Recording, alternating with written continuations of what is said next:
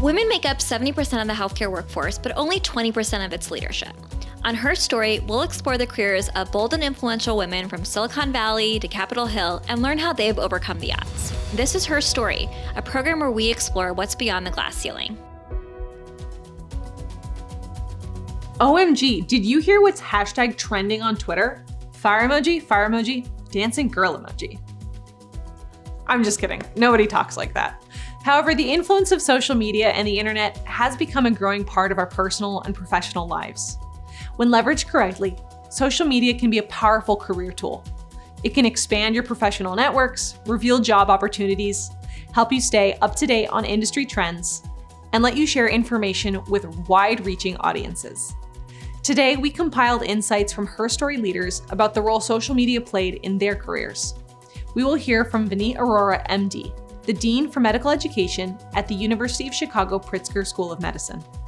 Next, we will turn to Stacy Hurt, Patient Engagement Consultant and HIMSS Digital Influencer. To wrap up, we will hear from Kimberly Manning, MD. She's the Associate Vice Chair of Diversity, Equity, and Inclusion for the Department of Medicine at Emory University School of Medicine. Let's hear from Dr. Arora about her entry into Twitter. Ended up, just lurking for a while. I lurked and I learned. And I realized that there was a space because I remember seeing people mixing up, confusing what students and residents were. Like they would be like, oh, they'd refer to an article and they'd be like, oh, this medical student. But when you read, it's like a resident physician.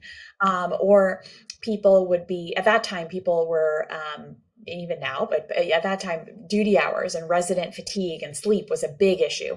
And I had done a lot of research in the area, and people always, had one view or the other, like the public, but didn't see both sides of the equation. And so, I realized that there was a potential opportunity there to educate the public. So I actually, a lot of people ask me, did I take to social media to educate my students or my residents? And I was like, no, because they're unfortunately with me in person and have to deal with me like in the room. And I would never be like, oh, go get on Twitter and follow me, to see what I said. But I realized there was this community of people who I would never have reached, who I can actually highlight some of the issues that we're facing in medical education. So I started tweeting about medical education under the handle Future Docs in 2009. I did not tell anybody in my organization I was doing this. I did look at the policies, but I didn't have it in my handle. If you found me because you were on Twitter, okay. But you're on Twitter too, so that's embarrassing for you as well. So that was my philosophy, which is that if you stumble upon me and find me and then try to catch, for my organization, I'll be like, well, what were you doing there?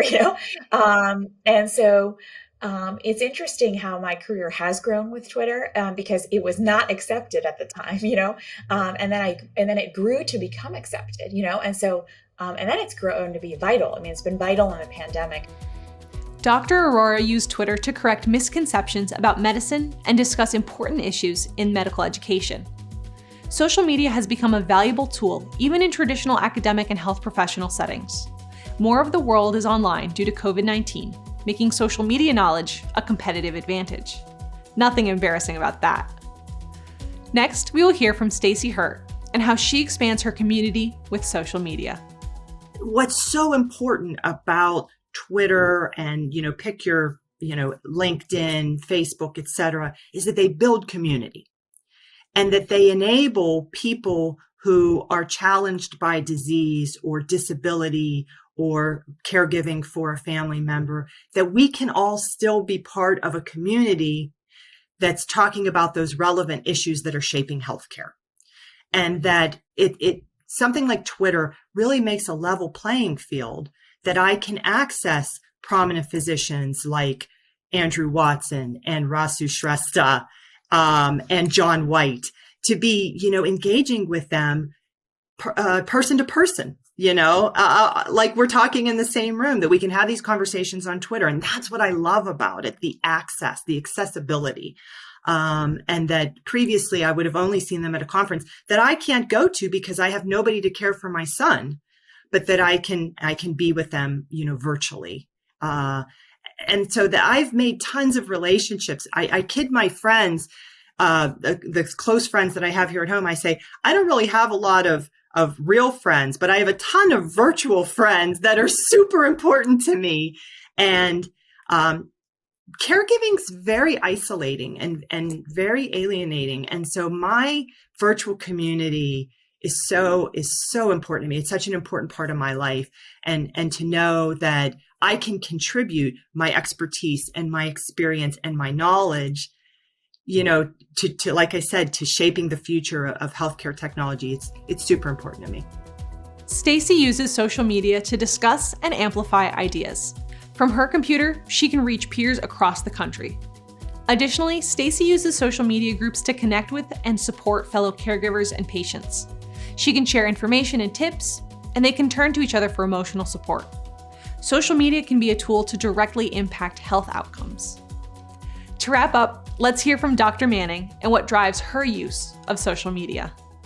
I'm a very big fan of Toni Morrison, particularly her writing, but also as a human being.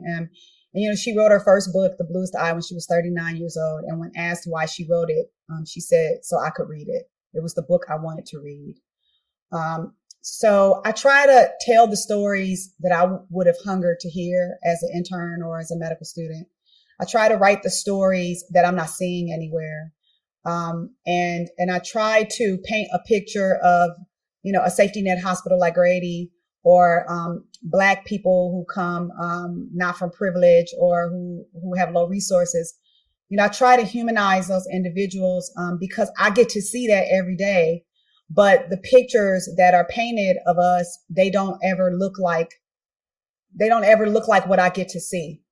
And so most people who see what I write on social media as it relates to, the patients that I take care of at Grady Hospital, they are almost always from a positive slant. It is almost always countering the narrative that is painted about poor Black people and descendants of slavery.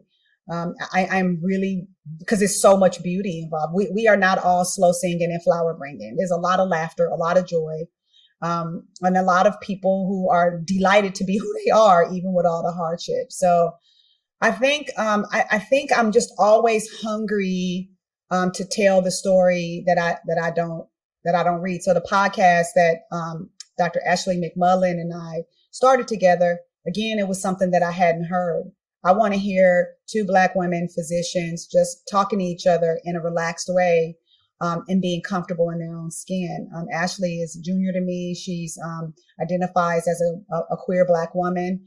I'm a 50-year-old, married mom of two, married to a man, and we have very different lived experiences. So also showing, that Black women are not a monolith. We can be very, very different from each other, even though we're all in this space. So I'm always hungry to show the thing that people haven't seen, but that I get to see.